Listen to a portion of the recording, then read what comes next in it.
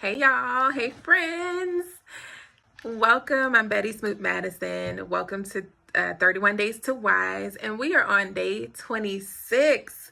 I can't believe it. We're on days. I'm going to be saying that like for the next 4 days. I can't believe that we are really starting to wind down at this point.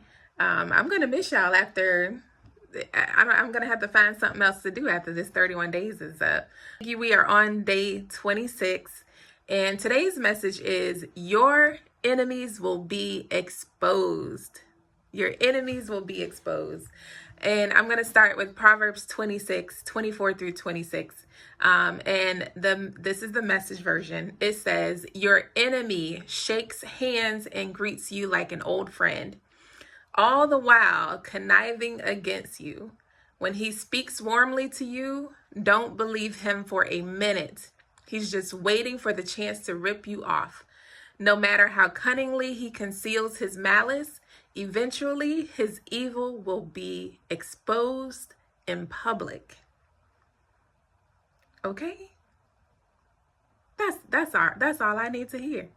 That's all I need to hear. And that's why I love the message version. Like at one point I wasn't crazy about the message version because I really wanted to learn the Bible text as it is in its earlier language and earlier, text. So I didn't get into the message version too much, but once I did, and I really started comparing the three versions that I like to read, which is the NIV, the KJV, and then the message version, and then started to compare those three, I really started to see that the message version stays pretty true to the other two texts, but it just puts it into a modern day language that we can easily relate to and easily understand and comprehend. So growing in my appreciation for the message version at this point, because it really does just give it to you straight.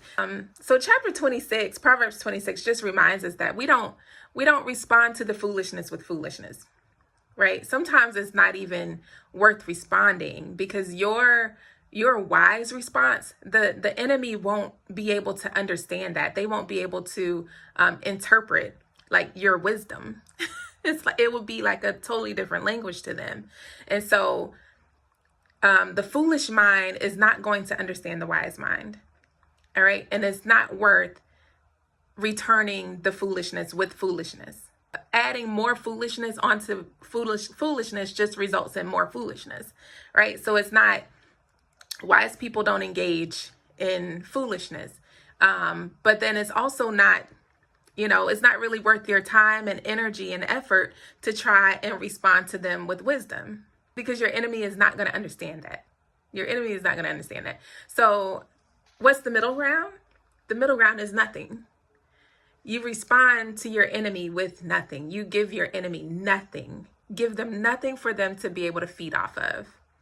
Give them nothing to be able to fuel their fire. Verse 20 says, just like when you run out of wood, the fire goes out. So when the gossip ends, the quarrel dies down. Right? So as long as you're not feeding the situation, it ultimately comes to an end. It ultimately comes to an end. Instead of, going back and forth, going tit for tat, that's when the fire will continue. That's when the fire could get even bigger. And then at some point, the situation becomes out of control. Right? So it's not worth it. The wise person is easily able to discern when the enemy is at work. Easily able to discern, and the wise person just doesn't even engage in it. They don't engage in it at all because they understand, like, for one, I'm not going to feed into the situation because it's stupid and it's not worth my time. Two,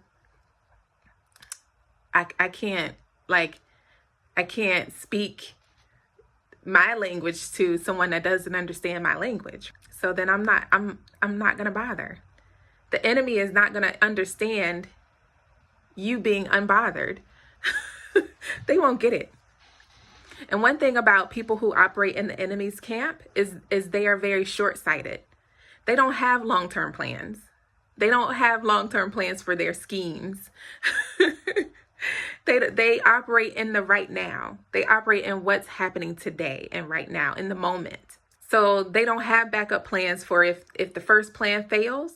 And if you're unbothered by their first attempt, they don't know what to do. So they scurry off.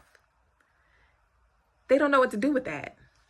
So they scurry off, right? And they go find and look for their next victim. You can very much out strategize and outsmart your enemies. Very much. Because they don't, the folks that operate in the enemy's camp, in the enemy spirit, they don't have long-term plans for bringing havoc into your life. They just woke up that day and you were the immediate victim. A lot of times I try to, I tell my family, like, when you see the enemies rise up, a lot of times you can't even take it personally because it's not even personal. It's not you. It's not you in the sense that it's something that you have done. It's more so you in the sense that they see something in you. They see a light in you. They see impact in you, influence in you. And so that's what that's what stirs up their need to create drama and create issues. And you know when the enemy is operating in other people. The wise can discern when the enemy is operating in other people. Because you don't even have to do anything a lot of times. Like, you can just be walking down the street minding your business. La-da-da-da-da-da. Minding your business, just going about your peaceful day. And here comes the enemy with their drama and their foolishness. And the wise person can discern that. And the wise person will not, the wise person will put that wall up. Like, enemy, you can't penetrate this camp right here. You can't get in here. And keep going. The enemy don't know what to do with that. They don't know what to do with that. But a person that reacts, a person that responds with similar foolishness, or the person that they see they can get the reaction they want to get out of them. Oh yeah, the enemy has a field day with those folks. They have a field day with them. You got to be impenetrable. You can't get past this wall right here, enemy. Sorry, not today, not any other day. All right. And then there's sometimes when you may be doing something. There's those days when you can do absolutely nothing at all and the enemy will show up. But there may be those days, I tell you one thing, if you really want to see your enemies rise up, start doing impactful work. Start doing life-changing work. Start doing stuff that like just amazing things. The enemy loves to show up then too. The enemy loves to show up then. So it doesn't matter what you do. You can do nothing or you can do a lot. The enemy is going to rise up, but it's all about your response to the enemy. All about your response. Don't fuel the fire. Don't add foolishness. Don't respond to foolishness with foolishness. Don't respond to foolishness with foolishness. It just begets more foolishness. Can't give the enemy more ammunition. As I mentioned earlier, if you try to respond differently, like you try to respond with peaceful resolution, or you try to respond with your wisdom, the enemy won't understand that. They'll look at you crazy like, what? They won't get it. They won't get it. So save your energy. Save your energy. Give the enemy no response whatsoever. No response. And they will scurry off.